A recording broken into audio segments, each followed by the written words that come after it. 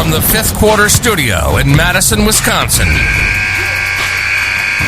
You're listening to High School Hoops with your hosts, Steve Collins and Jake Stager.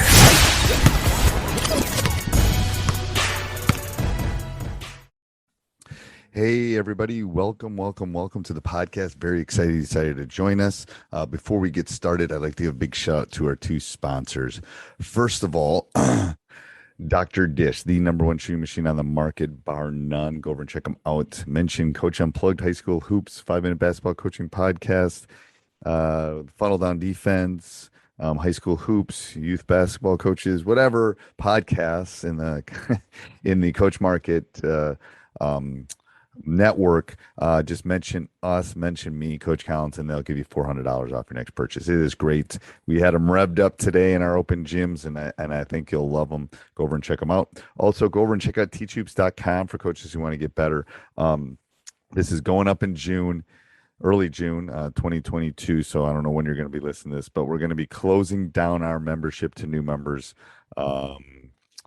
at the end of June. So if you want to jump in, now is the time to do it. Obviously, members that are in already will be able to stay in, and they'll be able to stay in at that price. So come over and join us and learn all about Teach Hoops and find a new mentor and all the great things that are over there at teachhoops.com for coaches who want to get better. All right, today we're going to talk about some traits of successful coaches, but even more successful people. I think both of these traits not only work for successful coaches, but work for successful people. And I'll kind of dive into it a little bit about how that works. But first of all, and this is one I've not always been good at, and the pandemic, I think, really helped me a lot. But getting up early, I think that is a big thing. I try to get up early, and I try to stay up late. So you go, when do you sleep? Well, I try to take a good cat nap or two when I get a chance. But I think it's that window when no one's going to bother you. I think that 5 to 7 a.m. and that 10 to midnight time, you don't tend to get phone calls. You don't tend to get texts. You don't tend to get distractions. You can get things done.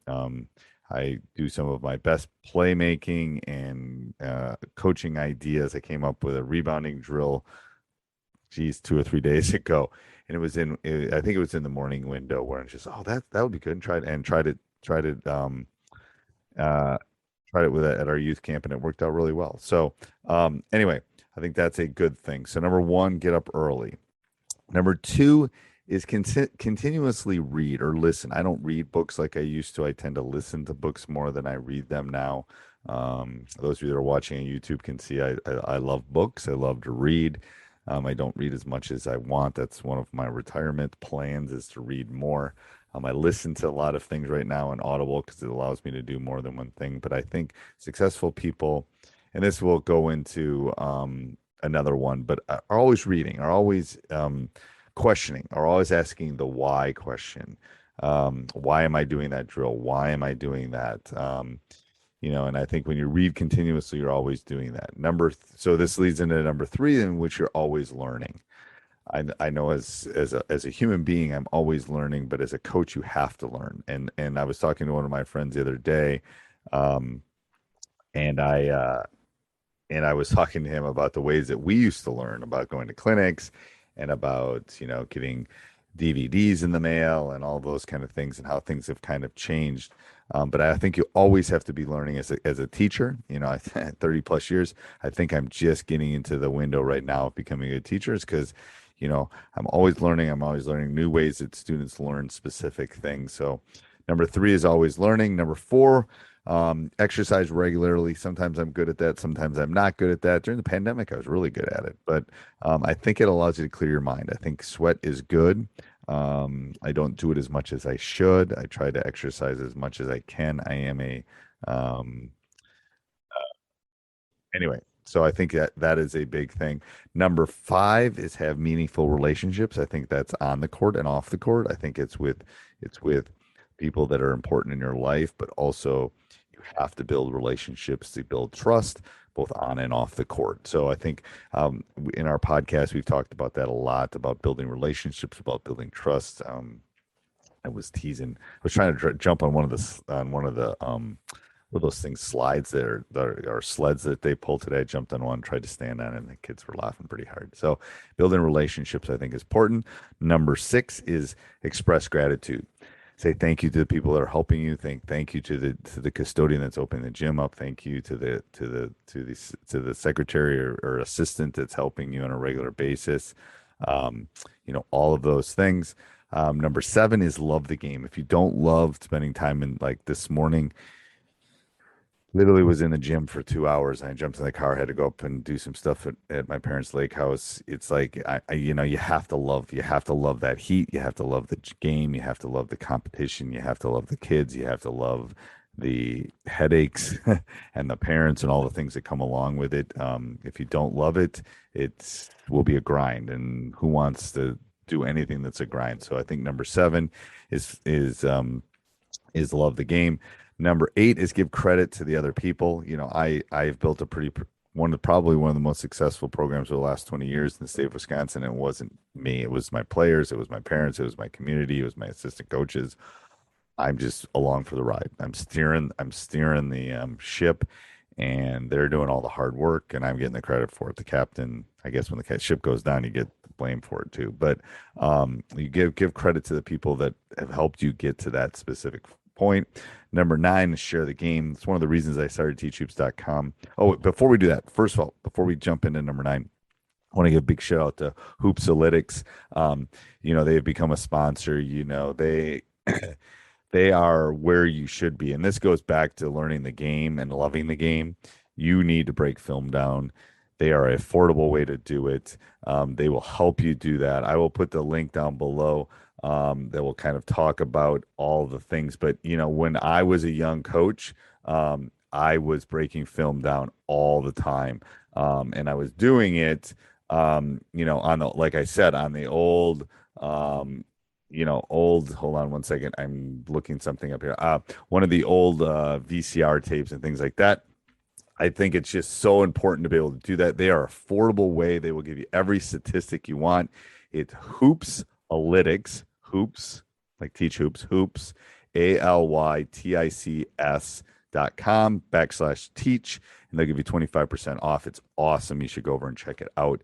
Like I said, they will give you everything you need to kind of break the film down, to find out what you need to become a better basketball coach. And, it's one-stop shop. It is. And I think one of the great things about Hoopsalytics is they allow you to kind of look at lineups, look at pluses and minuses, player lineups, combinations, production, unproduction, all those kind of things. It is, literally, I could spend a whole podcast just talking about the front page. But anyway, go over and check it out, hoopsalytics.com/teach. And they'll give you a huge discount over there, 25%, if I remember right the last time I looked, and they'll take really good care of you. So, all right, so go over and check that out. So I was on number 9, wanting to share the game. I was talking about, that's one of the reasons I started Teach Hoops. It's one of the reasons I don't fish as much as I used to, and I'm in my studio doing podcasts. I want to share the game. I want to make you think about things. And that's, why I started Teach Hoops, why I do my YouTube channel, why I do all these podcasts. I want to share the game. All right. And then number 10 is have great habits. How are you planning? How are you practice planning? How are you planning for the season? Habits build you. And one of my bad habits is my office. It's really kind of a mess right now. But I think habits have allowed me over the last 25 years to build the program that I wanted, about waking up early, about how we run our expectations, all of those things. I think all of them are super important, and they'll make you a better basketball coach on a regular basis. All right, so let's go through these again. Number 1, get up early. Number 2, read continuously. Number 3, always be learning, and that's where Hoopsalytics kind of comes in. Hoopsalytics.com/teach. That's where that comes in, because you break the film down, you can get specific tags, all that stuff. It's great. It's very affordable. It's not like the tens of thousands or thousands of dollars. Very affordable. They give you a free game too. So always be learning. Number 4 is exercise regularly. Probably a C for me on that one. Number 5, have meaningful relationships. Number 6, express gratitude. Number 7, love the game. Number 8, give credit to other people. Number 9, share the game.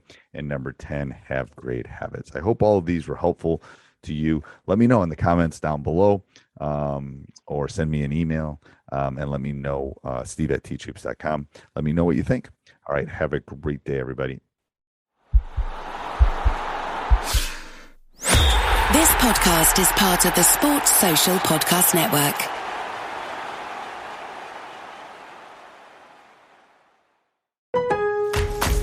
Lowe's knows you take pride in every project. So take on what's next today with a free Select Craftsman hedge trimmer or leaf blower when you buy a 20-volt push mower. That's a $119 value on reliable, high-performance Craftsman tools you trust. For the power to do it all, build, repair, restore, maintain, go with Craftsman. Available at Lowe's. We help. You save.